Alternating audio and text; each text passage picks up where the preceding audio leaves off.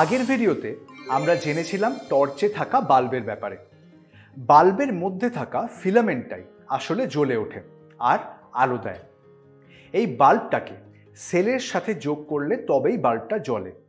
আর আমরা জেনেছিলাম এর জন্য আমাদের দরকার বৈদ্যুতিক তার। কিন্তু কিভাবে এই তার দিয়ে সেলের সাথে বাল্বকে জুড়লে আলো জ্বলবে সেটাই আমরা দেখব এই ভিডিওতে।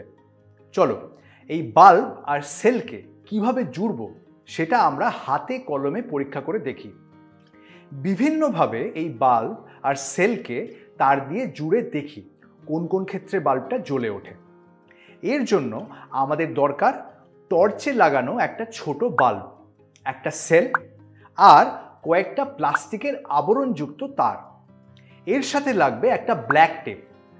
প্লাস্টিকের আবরণ দেওয়া তারগুলোর দুটো প্রান্তের প্লাস্টিকের আবরণ কিছুটা ছাড়িয়ে নেওয়া হলো যাতে তারের ভেতরের ধাতব অংশটা বেরিয়ে আসে।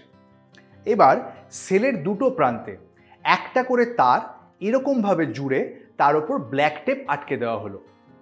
একই রকমভাবে বাল্বটার দু প্রান্তেও একটা করে তার এরকমভাবে আটকে ব্ল্যাক টেপ জুড়ে দেওয়া হলো। এবারে চলো দেখা যাক বাল্ব থেকে বেরোনো দুটো তার আর সেল থেকে বেরোনো দুটো তারকে কীরকমভাবে জুড়লে বাল্বটা জ্বলে ওঠে। স্ক্রিনে এই ছবিটা দেখো। এখানে কি বাল্বটা জ্বলবে? কি মনে হয়? দেখো বাল্বের একটা প্রান্ত থেকে বেরিয়ে আসা তারটা সেলের ধনাত্মক প্রান্তের সাথে যোগ করা আছে, কিন্তু বাল্বের অন্য প্রান্তটা থেকে বেরিয়ে আসা তারটা কিন্তু কোথাও জোড়া নেই। দেখো বাল্বটা এখন জ্বলছে না। এবার এই ছবিটা দেখো। এখানে কিন্তু সেলের ধনাত্মক প্রান্ত থেকে বেরিয়ে আসা তার বাল্বের একটা প্রান্তের সাথে জুড়ে আছে, আর সেলের ঋণাত্মক প্রান্তের সাথে লাগানো তারটা বাল্বের অন্য প্রান্তটার সাথে জুড়ে আছে। দেখো বাল্বটা কিন্তু এবার জ্বলে উঠছে। আচ্ছা চলো এবার এই ছবিটা দেখো। এখানে বাল্বের দুটো প্রান্ত থেকে বেরিয়ে আসা তার দুটোকে একসাথে সেলের ধনাত্মক প্রান্তের সাথে যোগ করা আছে, কিন্তু সেলের অন্য প্রান্তটা কোথাও যোগ করা নেই। এখানে কি বাল্বটা জ্বলবে? দেখো এখানেও বাল্বটা কিন্তু জ্বলছে না। একই রকমভাবে এই ছবিটা দেখো। এখানে সেলের ধনাত্মক প্রান্ত আর বাল্বের একটা প্রান্ত জুড়ে থাকলেও সেলের ঋণাত্মক প্রান্ত আর বাল্বের অন্য প্রান্তটা জুড়ে নেই, তাই এখানেও আলো জ্বলছে না। চলো এবার পরের ছবিতে খেয়াল করে দেখো। এখানে বাল্বের দুটো প্রান্ত থেকে বেরিয়ে আসা তার দুটোকে সেলের ঋণাত্মক প্রান্তের সাথে যোগ করা আছে, কিন্তু সেলের ধনাত্মক প্রান্তের তারটা কিন্তু কোথাও জুড়ে নেই। এখানেও দেখো বাল্বটা কিন্তু জ্বলছে না। এবার চলো আমাদের শেষ ছবি।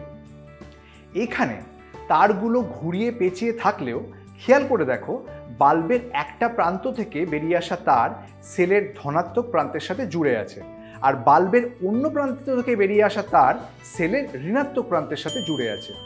এখানে দেখো বাল্বটা এবার জ্বলে উঠেছে। তাহলে এই এত রকমভাবে বাল্ব আর সেলকে তার দিয়ে যোগ করার পর কোন কোন অবস্থায় বাল্ব জ্বলবে সেটা এখন তোমরা নিজেরাই বলতে পারবে আশা করি। কিন্তু সব সময় তো আমাদের কাছে বাল্ব, তার বা সেল নাও থাকতে পারে। তখনও কিন্তু আমরা খুব সহজে এই তার, ব্যাটারি, বাল্ব এগুলো আমরা খাতায় এঁকে বোঝাতে পারবো। কিভাবে? চলো পরের ভিডিওতে তোমাদের বলবো। আচ্ছা তোমরা কি বলতে পারবে যদি আমরা একটা সেলের জায়গায় দুটো সেলকে পরপর জুড়ে বাল্বের সাথে যোগ করি তাহলে কি হবে? চলো ব্যাপারটাকে আমরা হাতে কলমে করে পরের ভিডিওতে দেখব।